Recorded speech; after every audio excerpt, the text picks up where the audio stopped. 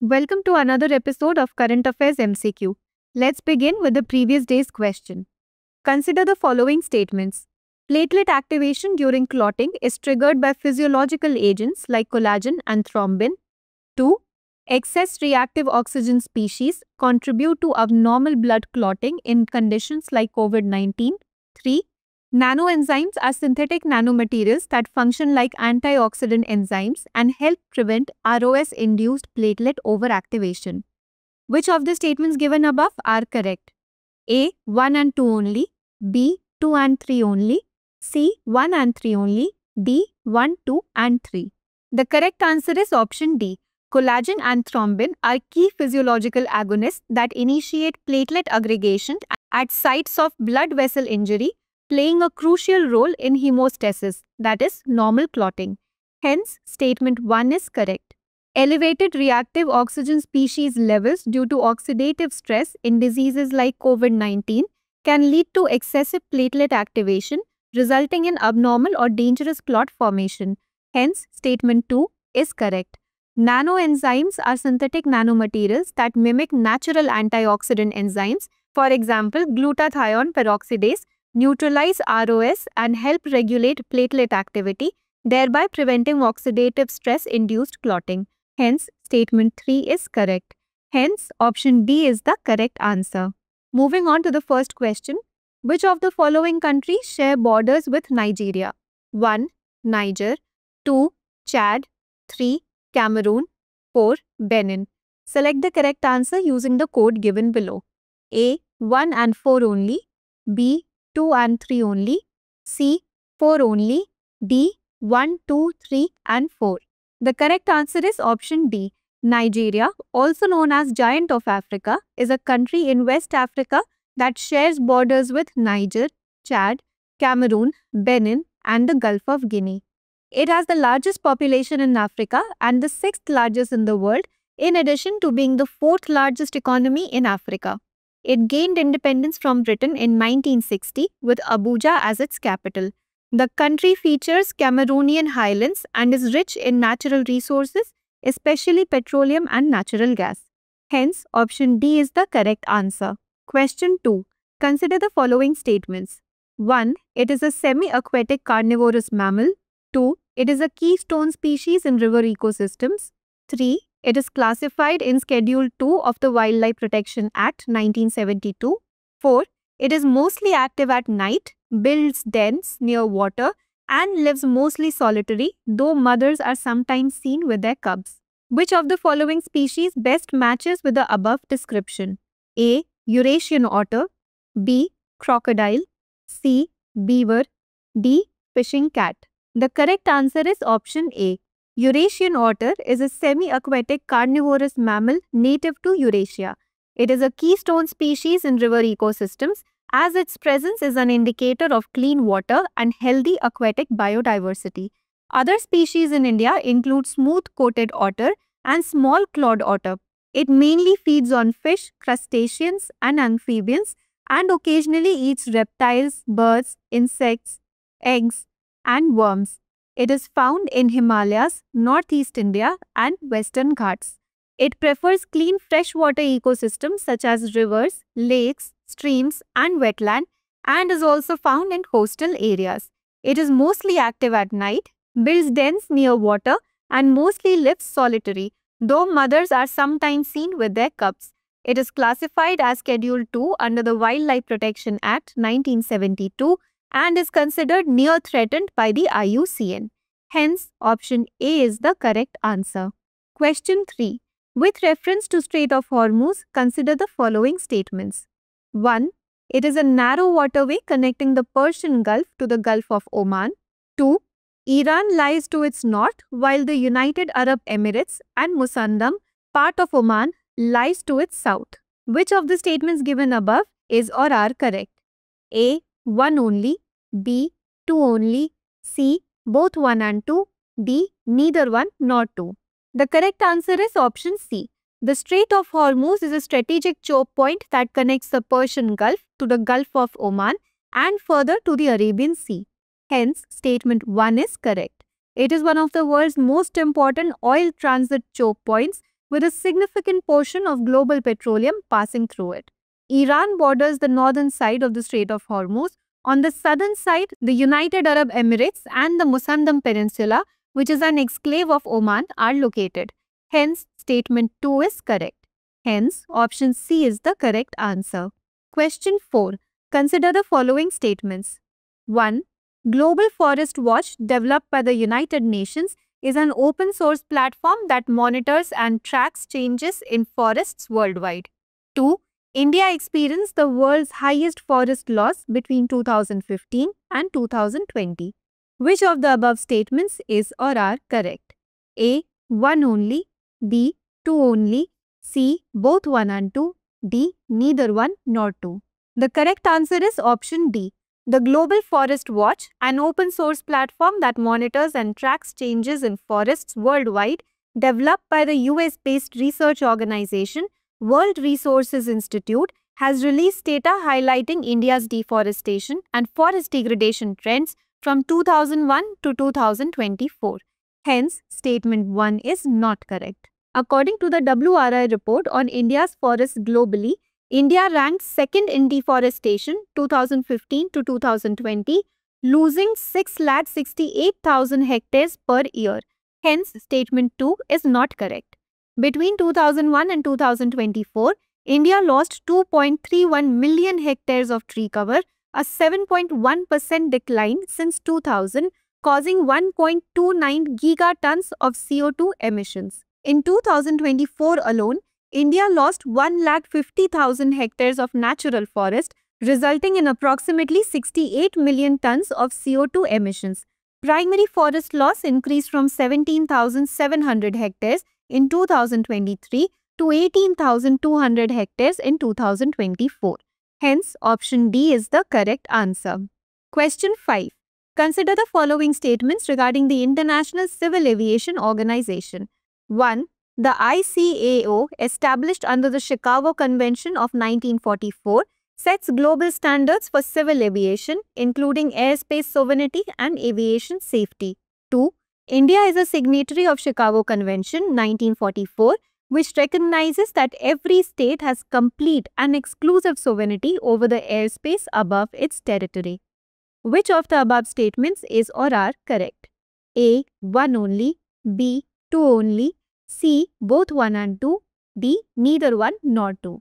The correct answer is option C. The International Civil Aviation Organization is a specialized UN agency established by the Chicago Convention in 1944 to regulate global civil aviation. Hence, statement 1 is correct. ICAO is headquartered in Montreal, Canada, with India as one of its 193 member states. India is a signatory of Chicago Convention 1944, which recognizes that every state has complete and exclusive sovereignty over the airspace above its territory. Hence, statement 2 is correct. India's Bureau of Civil Aviation Security sets aviation security standards aligned with the Chicago Convention of ICAO, oversees implementation and training, and conducts surprise checks and mock drills to ensure preparedness and vigilance at airports. Hence, option C is the correct answer. Question 6. With reference to the Airports Authority of India, consider the following statements. 1. It is a statutory body under the Ministry of Civil Aviation and was created by merging the National Airports Authority and the International Airports Authority of India. 2. It controls and manages Indian airspace in accordance with standards approved by the International Civil Aviation Organization. 3. It has set up the Civil Aviation Research Organization at Begumpet Airport in Hyderabad to boost research and development in the civil aviation sector. Which of the statements given above are correct? A. 1 and 3 only. B. 1 and 2 only. C. 2 and 3 only. D. 1, 2 and 3. The correct answer is option D. The Airports Authority of India is a statutory body under the Ministry of Civil Aviation, Government of India. It was established in 1995 through the merger of National Airports Authority and the International Airports Authority of India under the AAI Act 1994. Hence, statement 1 is correct. AAI is responsible for communication, navigation, surveillance, and air traffic management services across Indian airspace.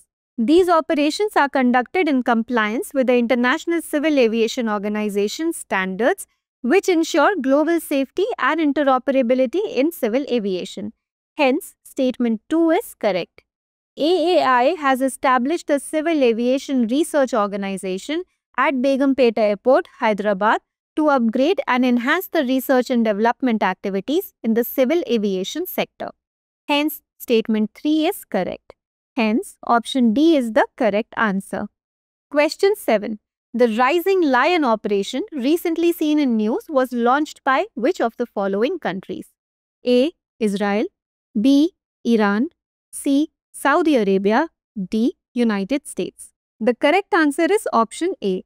In June 2025, Israel launched Operation Rising Lion as a large-scale, pre-planned military offensive aimed at dismantling Iran's nuclear and missile capabilities. This operation marked a major escalation in the historic Jewish-Persian rivalry and leveraged Israel's doctrine of short, technology-driven, high-intensity warfare. Hence, option A is the correct answer. Question 8. With reference to India's Aditya L1 mission, consider the following statements.